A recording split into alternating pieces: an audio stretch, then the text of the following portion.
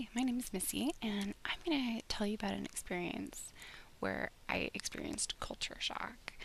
Um, my husband and I flew over to Bulgaria, and yeah, I know you're probably wondering why in the world we're going to Bulgaria, but we went because his brother met a Bulgarian woman, and they're getting married, so they were getting married in Bulgaria.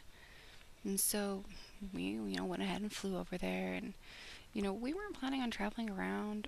We didn't do any research. We just arrived in Bulgaria, and that's what we arrived, and that was it. We were kind of shocked. Yeah, the feeling when you have no idea what's going on. That's the feeling we had.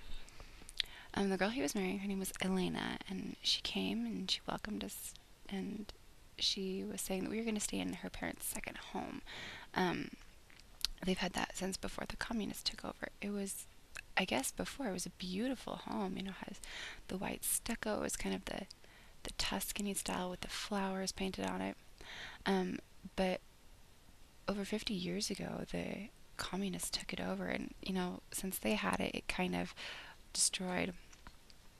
So we arrived at the house, and it was pretty beautiful. But when you went inside, you could definitely see um, the mark of the communists that they left, because you'd have a single light bulb, a metal table bolted to the floor.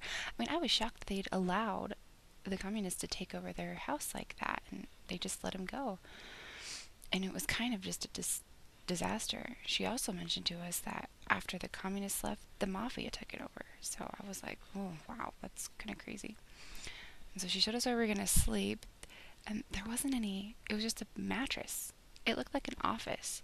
And so it was just a bed, with the coils on it. And I was like, okay, I can survive. I can do this.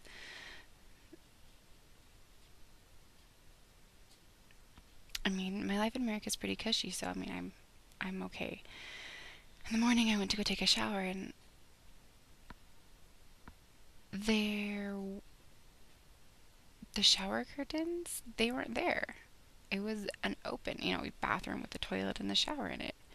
The water would get everywhere. So I went and I was asking her mother, and I was trying to gesture, there isn't any shower curtains.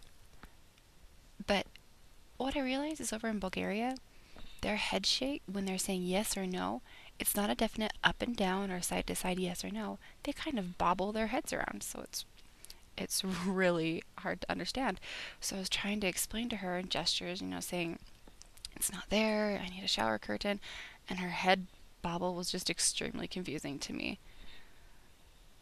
And I was trying to explain, the water is going to get everywhere, but she didn't understand me, so whatever. I just took a shower.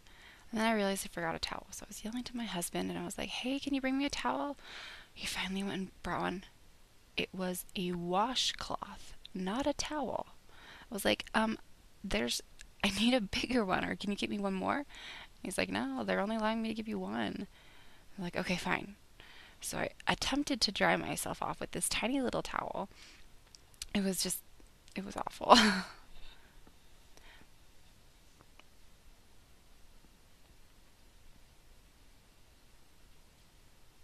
For breakfast, normally you're expecting cereal or something, but no, we had.